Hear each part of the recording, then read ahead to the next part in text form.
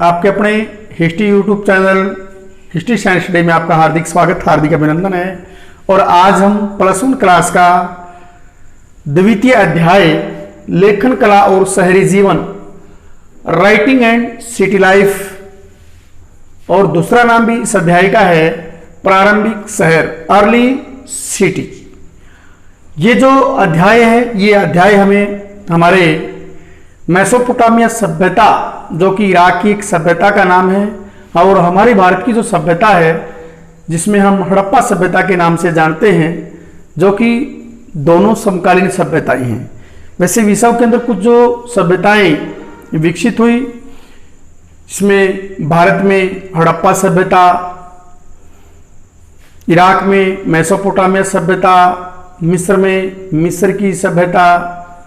तो यहाँ पे हम इराकी मेसोपोटामिया सभ्यता के बारे में हम वर्णन करेंगे, जैसा कि इस अध्याय का जो नाम है प्रारंभिक शहर। तो सबसे पहले जो प्रारंभिक शहर जो उदित हुए वो मेसोपोटामिया सभ्यता के अंदर ही उदित हुए।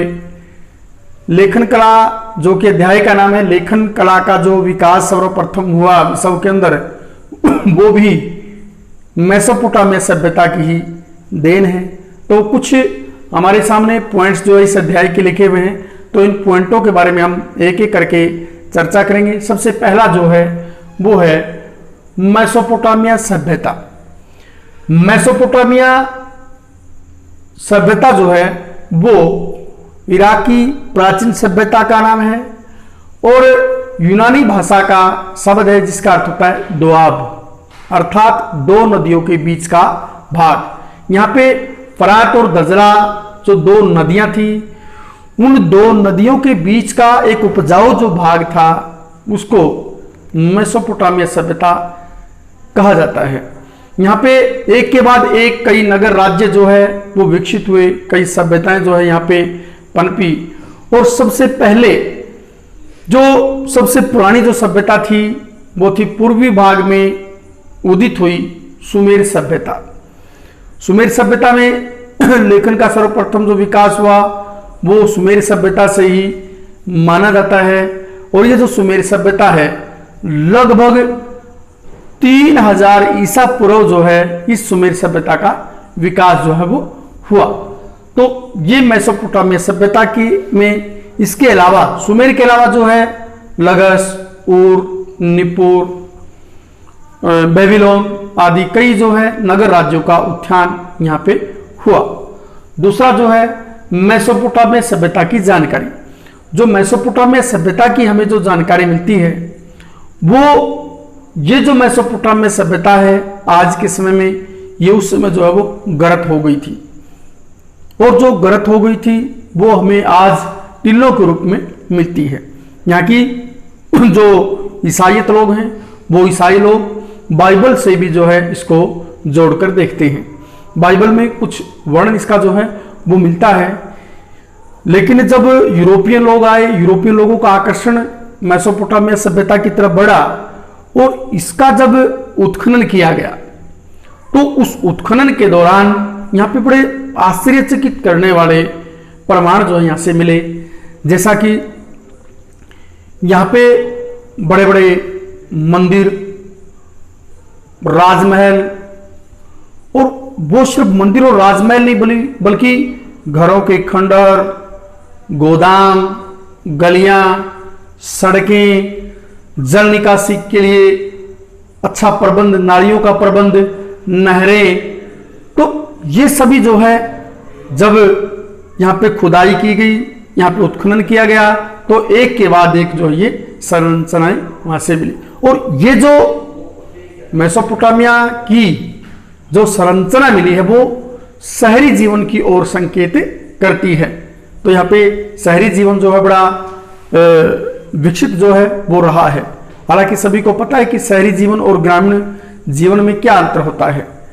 तो जो तीसरा यहाँ पे है शहर।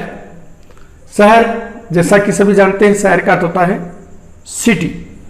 ये जो शहर है वो लैटिन भाषा के सिविता शब्द से बना है।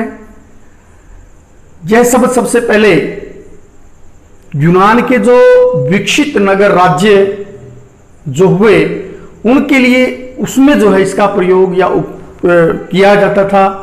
परंतु यूनान से पहले भी विश्व के अंदर एक ऐसी सभ्यता थी जहां पे इन नगर राज्यों का उत्थान हो चुका था, जिसमें मेसोपोटामिया सभ्यता में सुमेर का नाम आता है और अदर जैसे नगर राज्यों में लगस, उर, उरुक, निपुर, तो ये नगर राज्य जो है यहाँ पे उभरे। तो ये शहर, वो शहर आजकल सबको पता है, शहर एक ऐसी आबादी, एक ऐसा जनसंख्या का घनत्व जहां पे अधिकतर जो लोग हैं वो व्यापार करते हैं और जो व्यापार के रूप में जो कच्चा माल आता है वो अधिकतर गांव से ही आता है। और गांव और शहरों में काफी अच्छा रिश्ता या अच्छे अंत्य संबंध जो है वो होता है, क्योंकि अधिकतर जो चीजें, अधिकतर जो माल, वो चाहे वो अनाज के रूप में हो, चाहे वो किसी भी प्रकार से कच्चे माल में जो फैक्ट्रियां में कपास है तो उसके प्रयोग जो है वो होता हो, तो ये सभी चीजें, ये सभी वस्तुएं जो खेतों से उत्पादित होने वाली वस्तुएं हैं वो गांव से शहर में आती हैं।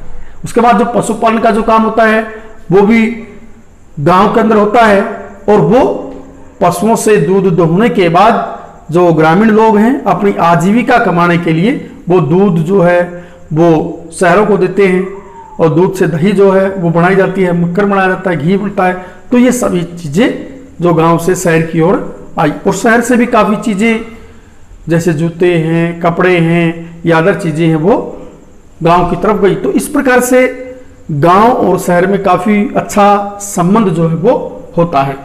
लेखन कला, लेखन कला का अर्थ होता है लिखने की कला।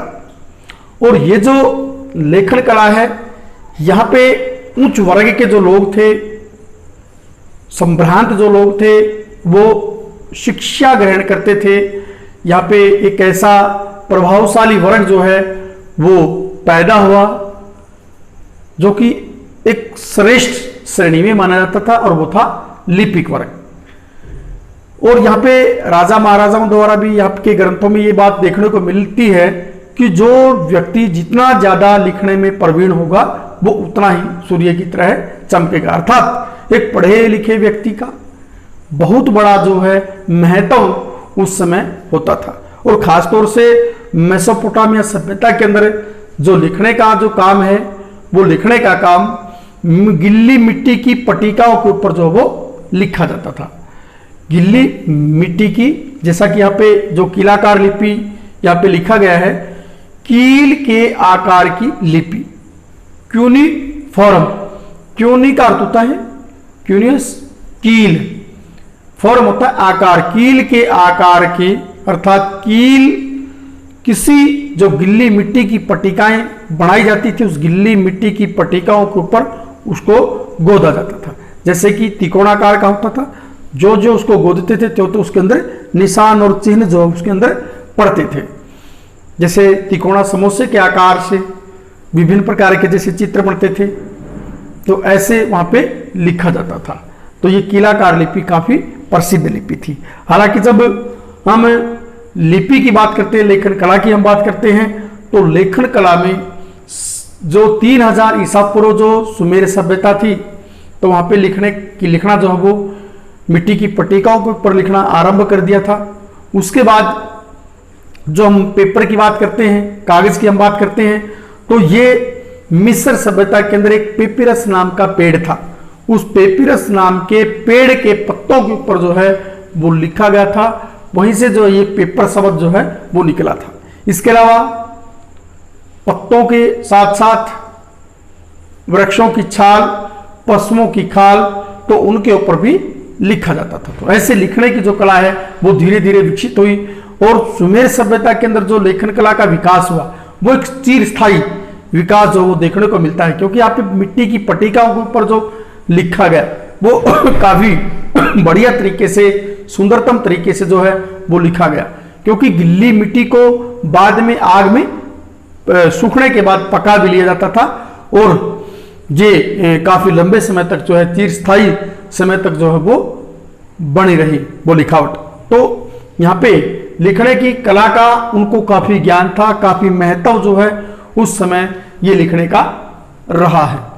उसके बाद यहाँ पे परिवार व्यवस्था, परिवार व्यवस्था यहाँ पे हम देखते हैं कि मेसोपोटामिया सभ्यता के अंदर एकल परिवार, न्यूक्लियर फैमिली जो है वो देखने को मिलती है, क्योंकि शुभ प्रणाली के प्रमाण जो है यहाँ पे नहीं मिलते हैं या कम ही मिलते हैं, क्योंकि अधिकतर जो है पति पत्नी और उनके बच्चे या उनके जो माँ बाप हैं वो एक ही छत के नीचे रहते थे। लेकिन जो अगर जो भाई होते थे, जो दूसरे जो भाई होते थे, तो वो अलग से अपने फैमिली के साथ रहते थे। तो इससे हमें प्रमाण मिलते हैं कि जो शुभ परिवार प्रणाली के स्थान पर एकल परिवार प्रणाली जो है वो विकसित थी यहाँ पे।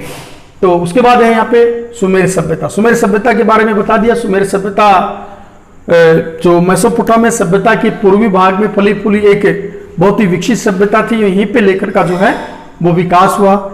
यहीं पे जो है लेखन के साथ साथ जो शहर जो है या नगर राज्य जो है वो सर्वप्रथम नगर राज्य इसी को माना जाता है। इसका जो टाइम पीरियड है वो 3500 बीसी से 2600 बीसी का टाइम पीरियड जो है इसका सुमेर सभ्यता का माना जाता है। उसके बाद है बेबीलोन सभ्यता। बेबीलोन भी मेसोपोटामिया सभ्यता का एक नगर राज्य था, और ये नगर राज्य एक ऐसा नगर राज्य था जहां पे सर्वप्रथम कोड ऑफ लॉ, विधि संहिता, जिसको हम कहते हैं आज के समय में कानूनी ग्रंथ, जो कानूनी ग्रंथ रचा गया या जो विधि संहिता विश्व के अंदर सबसे पहले बनी, तो वो कोड ऑफ लॉ ये बनी थी बेबीलोन सभ्यता के अंदर। यहाँ पे एक राजा हुआ जिसका नाम था हम्मुराबी। हम्मुराबी नाम का जो राजा था, इसने सबसे पहले कोड ऑफ लॉ जो है वो बनाई थी। कोड ऑफ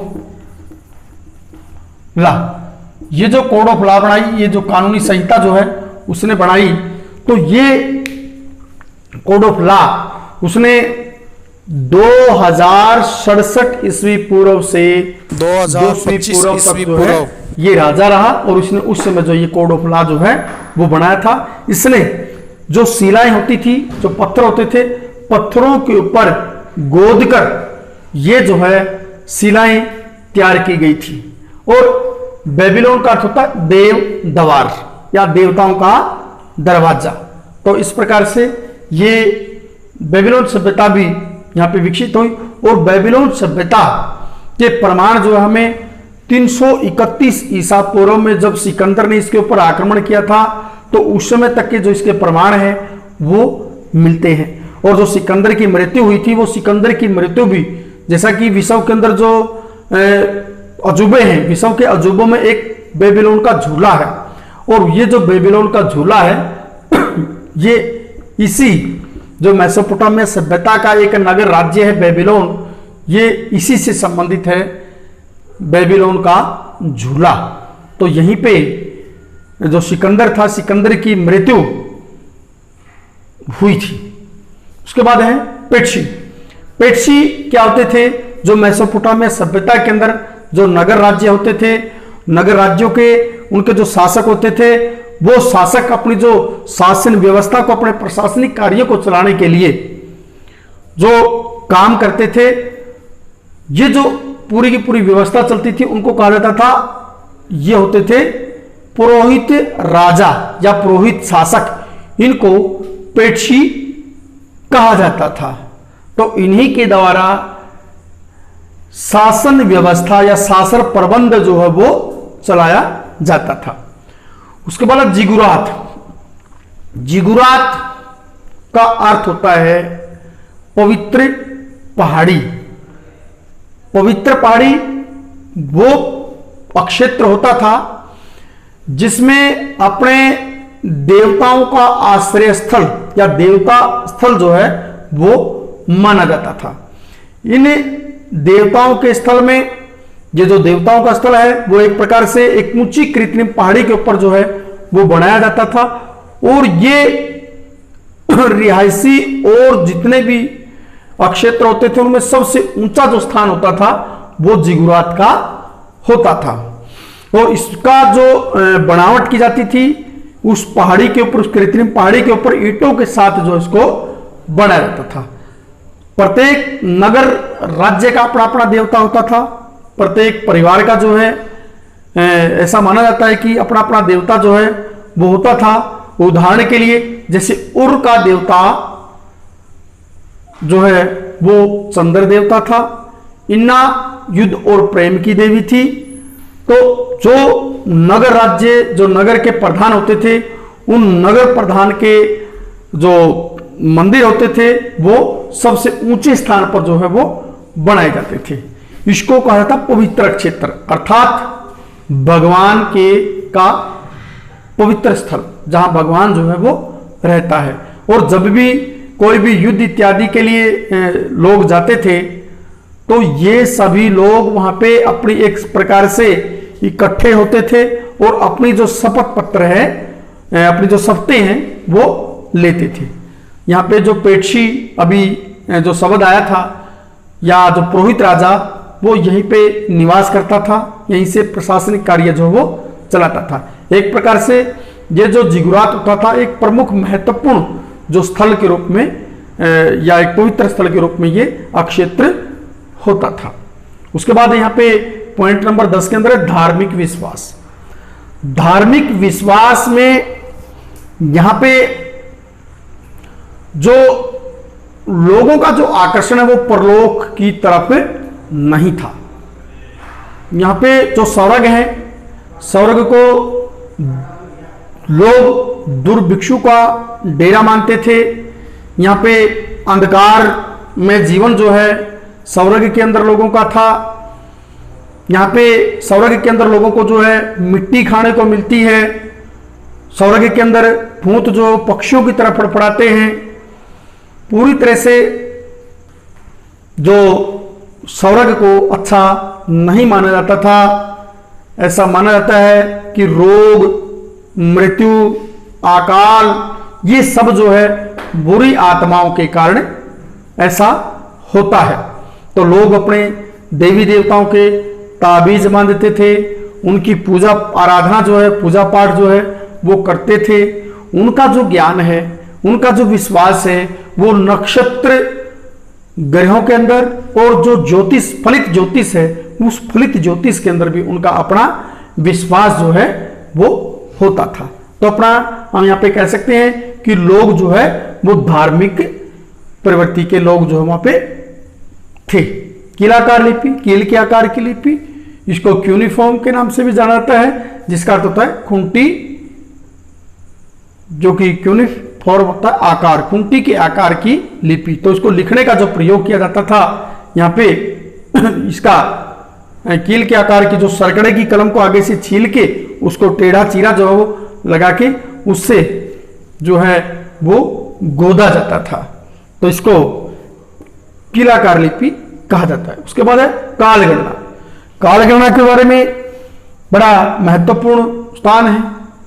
कालगणना एक जो है का संबंध जो सीधा खगोल विद्या का संबंध जो सीधा कालगणना से होता है। इसमें कालगणना का अर्थ है समय की गणना, और इन लोगों ने अपने समय की गणना जो है वो की हुई थी। ये लोग, इनकी जो खगोल विद्या थी या इनकी जो कालगणना थी बड़ी आश्चर्यचकित करने वाली विद्या जो है वो थी। उनका जो विश्वास है वो नक्षत्र और ग्रहों में अंतर करना ये लोग जानते थे। चंद्र ग्रहण और सूर्य ग्रहण के बारे में भी इनको जो है वो ज्ञान था। इन्होंने आकाश को जो है 12 भागों में, अलग अलग भागों में जो है बांटा हुआ था। जैसे कि आज भी हमारी जो है आकाश को 12 राशियों के अंदर जो है बांटा हुआ है, तो वो लोग भी जो है 12 राशियां, उनकी अपनी जो है राशियां थी। उनका जो गणना जो थी इसमें सौर मंडल के बारे में उनको ज्ञान था। सौर मंडल के 5 ग्रह जो उनके अपने होते थे, 5 ग्रहों का जो है उनको ज्ञान था। चंद्र पंचांग उन्होंने तैयार कर लिया था। चंद्र पंचांग के बारे में उनको ज्ञान था। साल के जो 12 महीने वो मानते थे, जैसे कि आज की भांति ही आज भी हम मानते हैं कि एक वर्ष में 12 महीने होते हैं।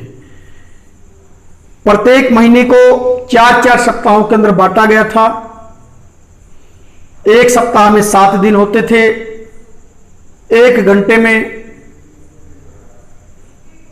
तो एक दिन में 24 घंटे जो है वो होते थे। एक मिनट 60 सेकंड का होता था, 60 मिनट का 1 घंटा होता था। ऐसे प्रमाण जो है उनके अपने मिले हैं। तो जैसा कि आज भी हम इसी प्रकार से मानते हैं कि घंटे, मिनट, सप्ताह, 1 महीना या 12 महीनों का 1 साल, तो इसी प्रकार की जो कालगणना उनकी होती थी। तो आज की भांति पूरी तरह से वो इसी के ऊपर आधारित थे। उसके बाद है गांव और शहरों में संबंध। जैसा कि बताया गया था, गांव और शहरों में काफी गहरा संबंध था। प्रत्येक जो चीज है, प्रत्येक जो वस्तु है, वो शहर से गांव को और गांव से शहर को जो है वो जाती थी। चाहे दूध, दही, घी ये या अनाज, दालें, वो गांव से शहर को जाती थी। और शहर से भी जैसे कपड़ा या काफी चीजें जो है वो शहरों से गांव को आती थी। उसके बाद है एक शब्द है इसके अंदर, गिलमेश। गिलमेश एक महाकाव्य था जो कि 12 पट्टिकाओं के ऊपर लिखा गया एक महाकाव्य था। इसमें नगर, जो मेसोपोटामिया के नगर राज्य थे, उनके महत्व को जो है इसके अंदर दर्शाया गया है।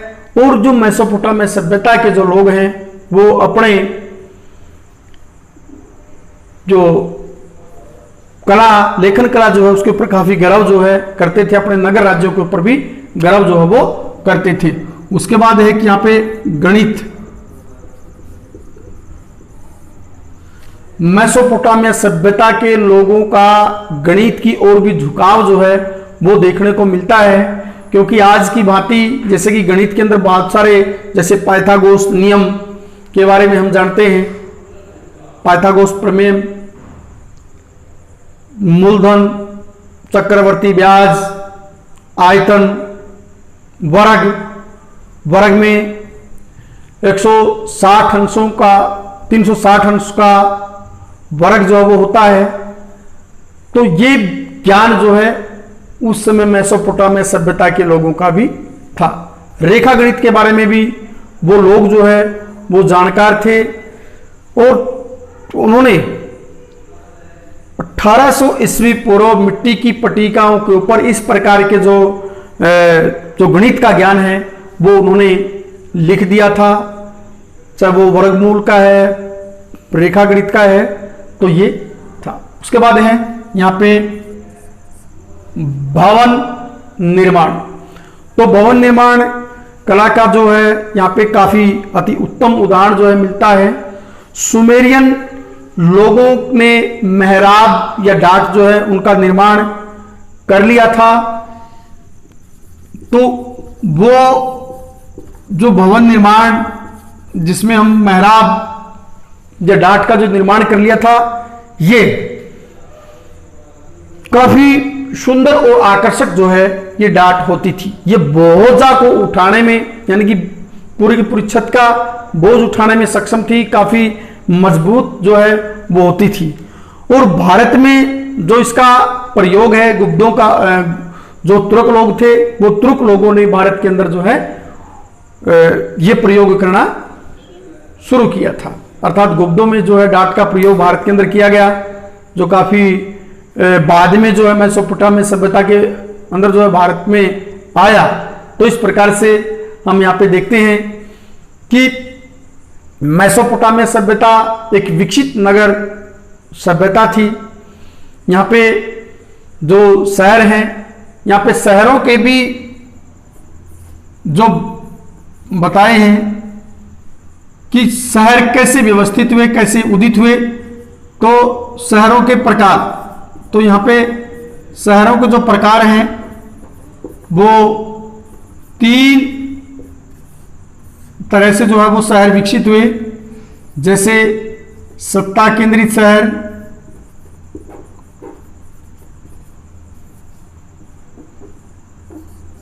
दूसरा व्यापार केंद्रित शहर, और तीसरा जो है वो है जो धार्मिक, या हम उसको बोलेंगे धर्म केंद्रित शहर।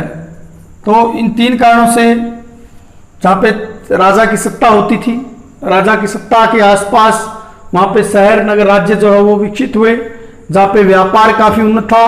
तो व्यापार जो क्षेत्र थे, व्यापार क्षेत्रों में भी जो है शहरों का विकास हुआ, और जहाँ पे बड़े बड़े मंदिर जो है वो बनाए गए थे, जिगुरात जहाँ पे होते थे, उन जिगुरात के कारण जहाँ पे धर्मस्थल थे, उन धर्मस्थलों के आसपास भी जो है यहाँ पे नगरों का विकास जो है वो हुआ। तो यहाँ पे हमने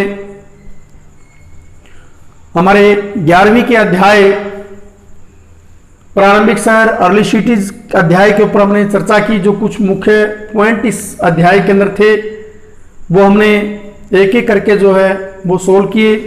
हम आशा करते हैं कि आपके समझ में आएंगे, और इसी प्रकार से आप पूरी तरह से समझने की कोशिश कीजिए। बुक का सहारा लीजिए, या हमारे अध्यापक प्राध्यापकों द्वारा जो वीडियो डाली गई है उन वीडियोज का सहारा लीजिए, जो हरियाणा सरकार द्वारा, केंद्र सरकार द्वारा जो एजुसेट या किसी भी प्रकार से जो अन्य मीडिया के माध्यम से जो दिया गया है उसका भी सहारा लेकर आप अपनी इस लॉकडाउन के अंदर जो है अपनी शिक्षा को जो है लगातार सुचारू रूप से रखिए। तो इन्हीं के साथ जो है आपका बहुत बहुत धन्यवाद। जय हिंद, जय भारत।